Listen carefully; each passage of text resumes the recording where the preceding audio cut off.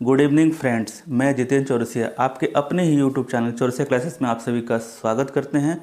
आज हम देखेंगे एक छोटा सा टॉपिक, पृथ्वीराज रासो।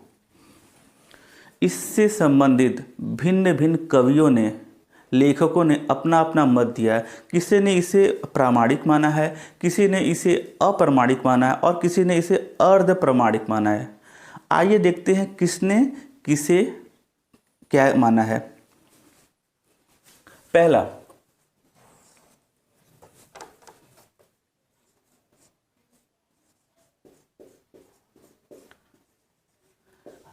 हम देखें प्रामाणिक। इससे पहले हम देखेंगे पृथ्वीराज रासो की रचना चंद्रवरदाई ने की। एक आसान सा प्रश्न है और इसे पूरा किसने किया? जलहण ने। ये इनके पुत्र थे। आइए हम देखते हैं प्रामाणिक के बारे में। पहला, पृथ्वीराज रासो को किसने किसने प्रामाणिक ग्रंथ माना? पहला नाम आता है श्याम सुंदर दास का। दूसरा नाम आपका मिश्र बंधु। इसी क्रम में देखेंगे तीसरा कर्नल टाड। श्याम सुंदर दास, मिश्र बंधु, कर्नल टाड। चौथा नाम हमारा है मोहनलाल विष्णुलाल पंड्या।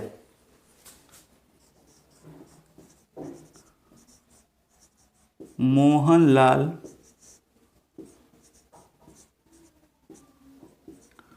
विष्णुलाल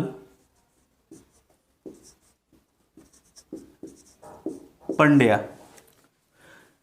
प्रामाणिक श्याम सुंदर दास, मिश्र बंधु, कर्नल टाड एवं मोहनलाल विष्णुलाल पंड्या। अब हम देखेंगे अप्रामाणिक किसने माना है? अप्रामाणिक सबसे पहले आचार्य रामचंद्र शुक्ल। पहले आचार्य रामचंद्र शुक्ल जी का नाम आता है। द्वितीय देवी प्रसाद का। पहला नाम आचार्य रामचंद्र शुक्ल का, दूसरा नाम देवी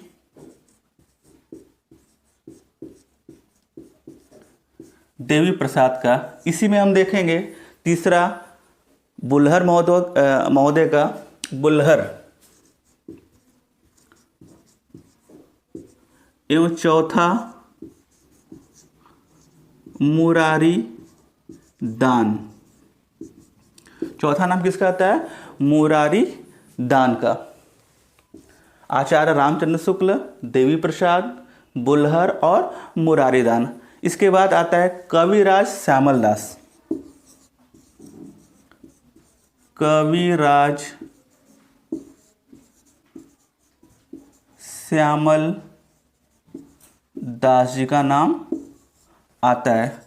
छठा आएगा गौरी शंकर। गौरी शंकर हीराचंद ओझा जी का। गौरी शंकर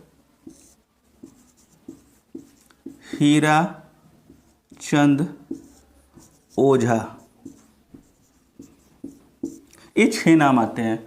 आचार्य रामचंद्र शुक्ल, देवी प्रसाद, बुल्हर, मुरारी दान, कविराज श्यामल दास और गौरी शंकर हीराचंद ओझा। अब हम देखेंगे अर्ध प्रामाणिक।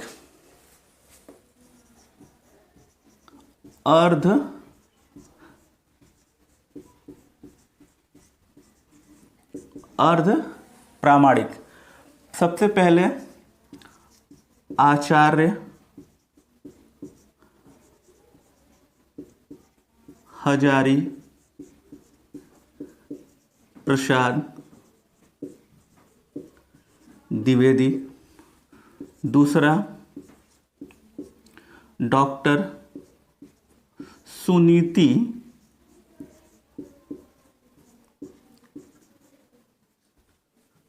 डॉक्टर सुनीति कुमार चटर्जी। तीसरा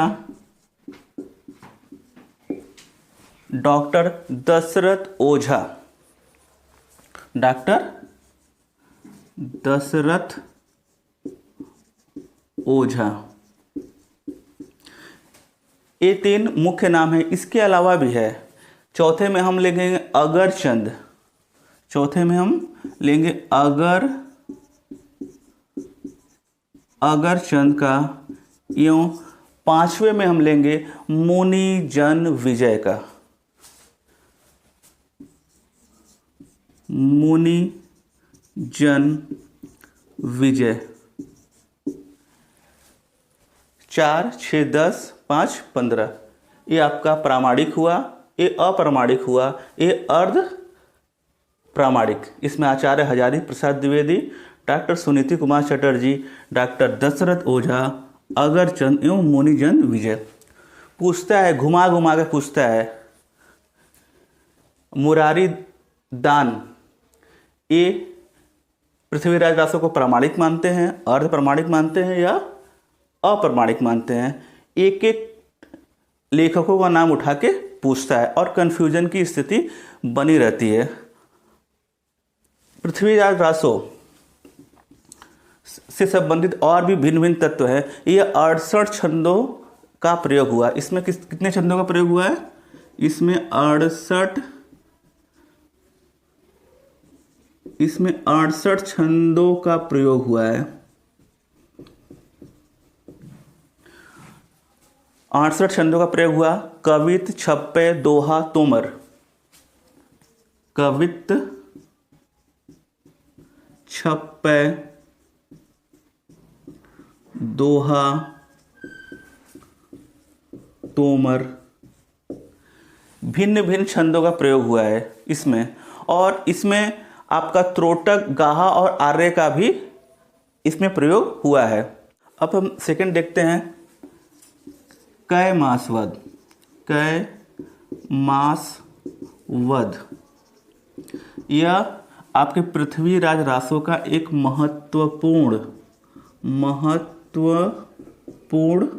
ये सर्ग है, या हम बोल सकते हैं समय है। तीसरे टॉपिक की ओर हम चलते हैं। ये राजनीतिक महाकाव्यात्मक त्रासदी किसने कहा? राजनीति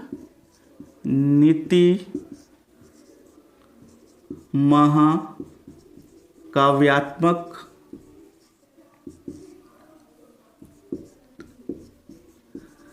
त्रासदी। पृथ्वीराज रासो को राजनीतिक महाकाव्यात्मक त्रासदी किसने कहा? तो डॉक्टर बच्चन ने कहा। किसने कहा? डॉक्टर बच्चन ने कहा। मोस्ट इंपॉर्टेंट नोट कीजिए, राजनीतिक महाकाव्यात्मक त्रासदी डॉक्टर बच्चन। 68 छंदों का प्रयोग हुआ है। कवित, छप्पे, दोहा, तोमर, त्रोटक, आर्या, गाहा। कैमासवध पृथ्वीराज रासो का एक महत्वपूर्ण सर्ग है या समय है। अब ये भी पूछ सकता है, आचार्य हजारी प्रसाद द्विवेदी ने पृथ्वीराज रासो को क्या कहा? तो ये इन्होंने कहा सुख सुखी संवाद कहा। इन्होंने इसे सुख सुखी संवाद कहा, आचार्य हजारी प्रसाद द्विवेदी। लेकिन डॉक्टर बुल्लहर ने सर्वप्रथम इसे अप्रामाणिक माना है। अप्रामाणिक सर्वप्रथम यदि पूछ सकता है। चौथा पॉइंट, डॉक्टर बुल्लहर ने सर्वप्रथम पृथ्वीराज रासो को अप्रामाणिक माना। ये कब माना? 1875 में ही इसने माना था। 1875 में। कब? 1875 में। अच्छा, अप्रामाणिक मानने का आधार क्या था?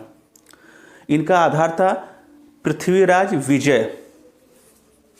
एक ग्रंथ था पृथ्वीराज विजय। इसके रचनाकार कौन थे? जयानक के आधार पर इन्होंने पृथ्वी रासों को अप्रमाणिक माना। और जयानक कवि कहाँ के थे? ये कश्मीर के थे। ये कहाँ के कवि थे? ये कश्मीर के कवि थे। ये रहा आज का महत्वपूर्ण टॉपिक। आशा ये टॉपिक आपको पसंद आया होगा। इसी के साथ मिलते हैं नेक्स्ट वीडियो में। जय हिंद, वंदे मातरम, नव वर्ष की शुभकामनाएं, हैप्पी न्यू ईयर।